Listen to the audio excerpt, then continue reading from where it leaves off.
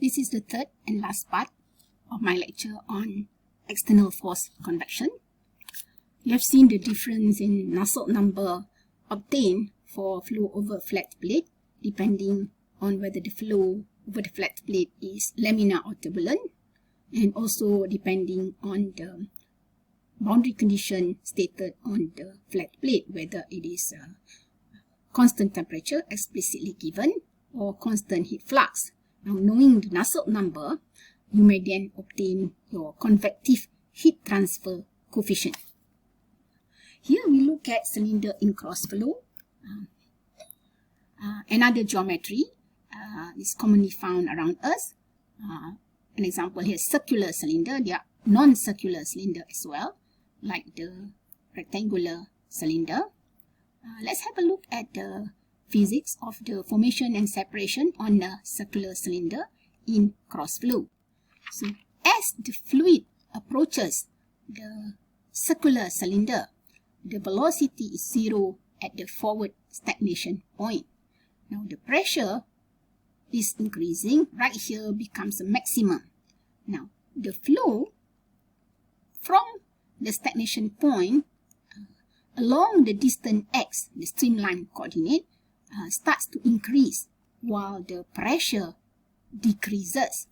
So, here we have dp dx less than 0 from a maximum value here and decreasing, while the du dx is positive. Towards the rear of the cylinder, the boundary layer continues to develop, but now in the presence of adverse pressure gradient. dp dx is greater than 0. dp dx here is less than 0. Somewhere here is greater than 0. Somewhere along here, dp dx is 0. Note that the upstream velocity v and the downstream velocity u infinity, they are not equal. So you see, right here, velocity is 0, and the flow accelerates from the stagnation point because of the favorable pressure gradient. And somewhere here, the flow decelerates because of the adverse pressure gradient. Here, the flow reaches a maximum here, and we get the separation point somewhere downstream of the location where dp dx is equal to 0. Note here, x direction is along the streamline following the shape of the circular cylinder, while y is perpendicular to the surface of the circular cylinder. Yes. Now, at the separation point, the fluid near the surface lacks sufficient momentum to overcome the pressure gradient, and continued downstream movement is impossible. So, thus the separation of the boundary layer occurs. So, we have wake forming in the downstream region, and flow in this region is characterized by vortex formation and is highly irregular. So, you expect here to be laminar, and there's a transition to turbulent. We have turbulence and you have presence of vortices and wakes. The occurrence of boundary layer transition from laminar to turbulence, depends on the Reynolds number, of course, and it strongly influences the position of the separation point. For a circular cylinder, Reynolds number defined as rho Vd. Note that the characteristic length is the hydraulic diameter of the cylinder.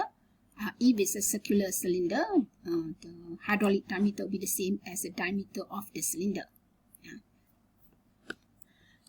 Now here, if the Reynolds number is less or equal to 2 times 10 to the power 5, the boundary layer remains laminar up to about 80 degrees from the horizontal.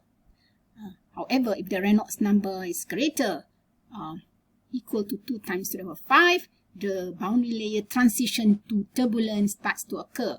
And this is expected to be around 140 degrees from the horizontal.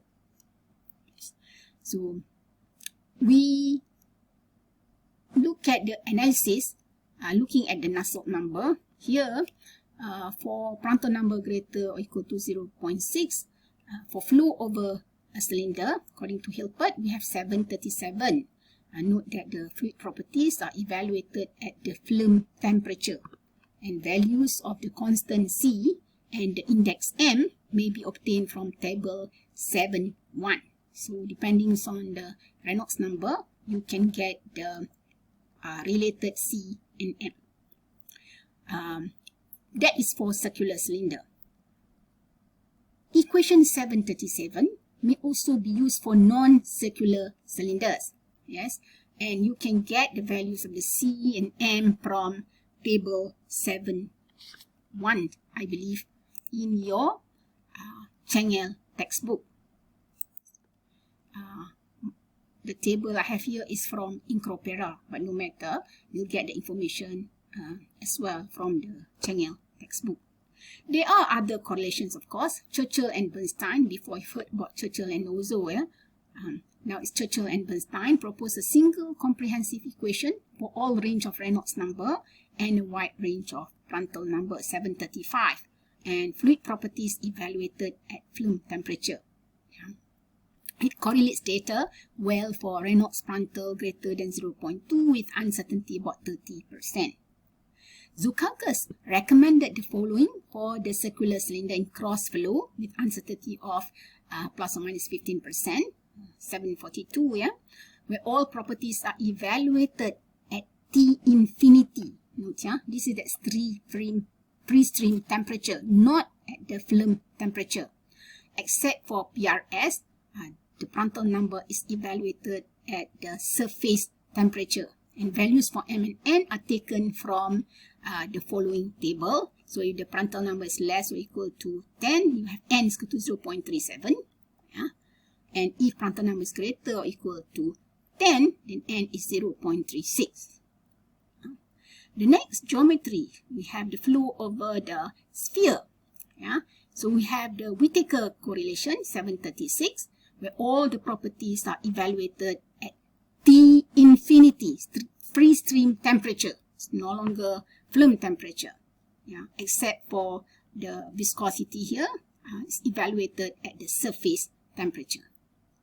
So you see, there are many correlations, only one exact solution, and that is for a flow over a flat plate, a laminar isothermal condition.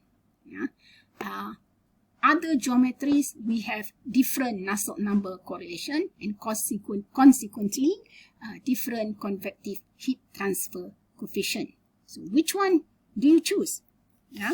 So each correlation is reasonable over a certain range of condition. So be careful when selecting an appropriate correlation for your external force convection analysis.